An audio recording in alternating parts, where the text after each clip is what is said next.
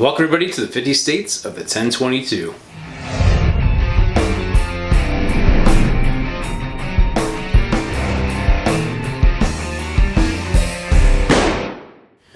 Hey everyone, welcome. Hope you're all doing well today as always. Real quick, I want to give you a background on the 50 states of 1022 project. It may sound similar to the 50 states of the AR-15, and it kind of is, with the exception that we're not building a rifle for every state.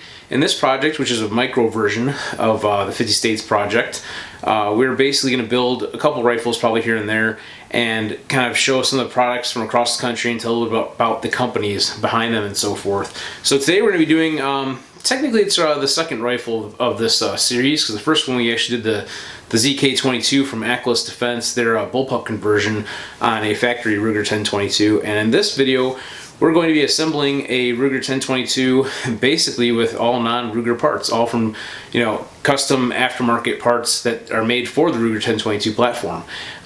So I think the only factory part we'll be using with this rifle may be the magazines, actually. So without further ado, let's kind of tell you about the components that are in this rifle build. First off, the center point, of course, of any build is going to be the receiver, and we have a Tactical Innovations Elite 22 LC receiver here, which is pretty cool. Tactical Innovations is based out of Idaho, and they have a ton of components for the Ruger 1022 platform, including their awesome 1022 Gatling gun conversion kit, which I urge you to check out. It's pretty neat. Hope to build one down the road here pretty soon. And this receiver has a couple cool things going on with it, or more than a couple. The LC actually stands for left charging, hence the charging handle on the left-hand side there. Unlike the factory Ruger 1022 where you have it on the right hand side. Also has an incorporated Picatinny rail here, which gives you the option of mounting whatever kind of scope or optic you would like to mount onto it. They do offer these in different anodized colors. We opted to go with black because more than likely down the road we will be doing a custom coating to this rifle build, and I'm looking forward to that. Moving on, this receiver is going to be sitting inside of the PMACA chassis system here. Now, the letters PMACA are engraved on here, which might be kind of hard to see on the camera. That might change with whatever coating we do to it, we'll see. But this chassis is pretty neat. Before we go into that, I just want to tell you the PMACA, some people say PMACA, but it's actually PMACA. It stands for Precision Machine and Custom Apparatus. They're based out of California, and they originally got into the manufacturing industry, making semiconductor components and so forth, and somehow shifted into manufacturing for some of the firearms components like the 1022 as we see here. And the cool thing about this chassis, it is aluminum by the way, it's not very heavy, it's lightweight. It incorporates the use of an AR-15 grip and buffer tube, which allows for many different options as far as furniture goes and so forth. And one of the things I'd like to mention first about the grip is the beaver tail. Some grips come with beaver tail. If it's a hard plastic grip with a beaver tail, you may have to trim it because the curvature or shape back here is a little different than the AR-15 platform. So you may have to, like I said, trim it or use a different grip possibly. So one of the reasons why we're actually using this Hogue grip here actually. Most of the time my Hogue grips have the beaver tail on them, but in this case we opted to not use it because of the fact that we may have to possibly trim it. Which, let me tell you a little bit about Hogue here. Hogue is actually based out of Nevada. I believe they have manufacturing possibly in California as well. They make a lot of different grips for a lot of different pistols and a lot of different options for the AR-15 platform as well. This particular grip is a rubberized overmold grip with finger grooves and has some nice texturing on it and so forth. I like these grips. I like the feel of them. Again, grips are very much a personal preference item. Everybody has their own tastes and different things, and so forth. So anyhow, you can check them out, Hogue grips. Again, with the furniture, another thing I would like to mention as far as the chassis before we kind of tell you about this stock here is that while you can use a fixed style buffer tube on it because it will thread in, of course, I would probably urge against that because if you're trying to install a fixed stock, normally the fixed stocks for the AR-15 will index themselves and kind of lock into the back of the receiver. This doesn't have that same little hole on the bottom for indexing. As you can see, it's just basically just the threads for the tube. So you would be using a carbine style buffer tube assembly. So what we have here is from ATI gun stocks, their TacLite series stock, which you can get with or without the buffer tube assembly. When you get it with the buffer tube assembly, it does come with the buffer and the buffer spring and the end plate, which in this case are not going to be used because they're not used with the 1022 operating system inside that receiver. So ATI gun stocks is based out of Michigan, and they have a couple different options for stocks and things. They make a lot of different components or a lot of different stocks for different firearms and so forth. You can check them out. And one of the other key components we have here is the Timney triggers, 1022 trigger. They offer this with the trigger being in different colors. You can get it, standard, I believe, black or silver or red or blue. I'm possibly green, I think. It is adjustable. And they also offer triggers for many different rifles as well. Of course, they have one for the AR that's pretty neat, that's totally adjustable. Check them out. You'll see they have tons of options. So here we have the barrel. This is from Tactical Solutions, or TacSol for short. They've actually kind of moved over to using TacSol for their name more than Tactical Solutions. They're also based out of Idaho and offer a ton of rimfire components, mainly for the 1022 platform and so forth. And you can check them out, their website. This particular barrel, what's neat about it, they also offer these, by the way, in different colors. They have fluting on it. It's a threaded barrel, very lightweight. So you can use a comp on it if you want to, or suppressor, which would be awesome to do. This is an aluminum barrel. You may be saying, well, how does that work? It's got a steel sleeve actually pressed into the center of it. These barrels are awesome, and can't wait to be putting this together. One of the cool things about it too is that they have these machined so that you have to move a little bit of material off of the end of the barrel here to fit inside the receiver. So basically it's like a hand fit, just a very fine amount. You're gonna see that in the assembly process as well. We're gonna use a little bit of emery cloth to just barely remove any material, just enough to make it fit real nice and snug into that receiver. So let's go ahead and get the assembly process started here.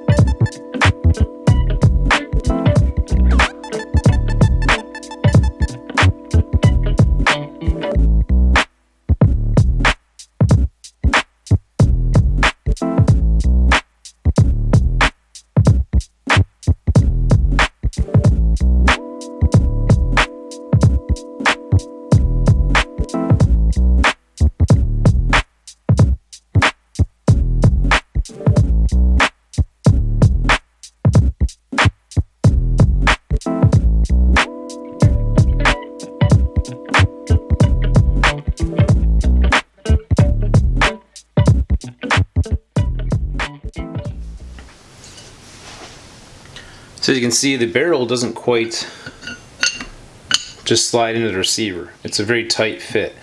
So we're going to go ahead and do a little bit of light sanding with some real fine emery cloth on this barrel right here, so that it'll fit just nicely into that receiver. The reason why we're sanding on the barrel versus the receiver is because, as some people say, the receiver is forever, the barrels are meant to be changed over time, so you don't want to be removing any material from the receiver if you don't have to. You'd rather do it from your barrel, which you can change out. Okay, so I finished sanding down the end of the barrel here. Put a little bit of lube on the inside of the receiver, and now you can see it kind of slides in. Now it still has tension when it gets to this point, which is good, I think, because you don't want this to be sloppily loose and everything inside that receiver. And you can still probably wiggle and tap it into place if you need it to. But I'm gonna go ahead and install the I think they call it a V-block. This one actually happens to be adjustable. It's from Tactical Innovations, and I'll loosen up the set screw on here just make sure it's not contacting the barrel at this point. And we're gonna go ahead and install the two screws, 2 bolts. Now you may want to put maybe some blue Loctite on this. Actually, I think I'm going to do that. I'm going to grab some blue Loctite. Just put a little bit on the threads here. Not a ton. I want to still be able to take this apart, so I'm using blue instead of red. And I'm going to go ahead and install the V-block on here.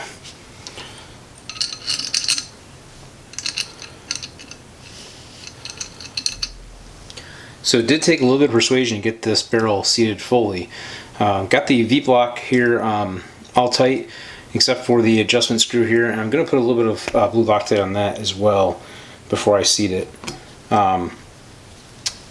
So anyhow, I'm going to go ahead and screw this in and get it seated in place.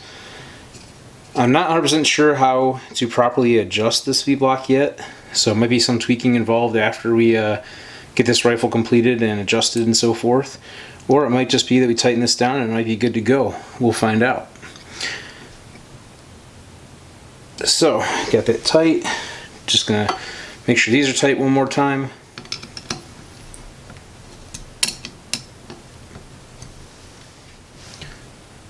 So now we're going to go ahead and seat our barreled action into the chassis here. One thing I want to mention is the safety has to be kind of like right in the middle, so to speak, to get it to go where it needs to go. And that might take a little bit of playing around with.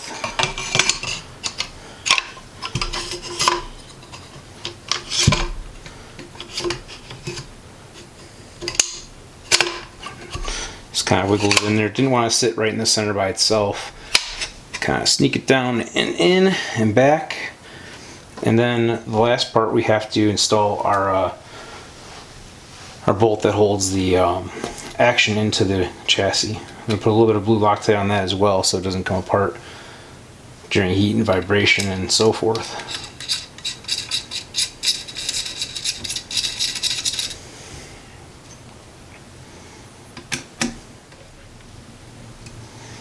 So there you go. The 1022 is fully built, and all it needs is an optic and a loaded mag and some time at the range.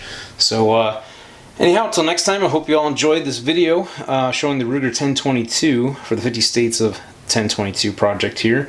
And we'll get some more footage coming out soon with taking it out to the range and so forth. Can't wait to try it. Thanks for watching. Until next time, have fun shooting.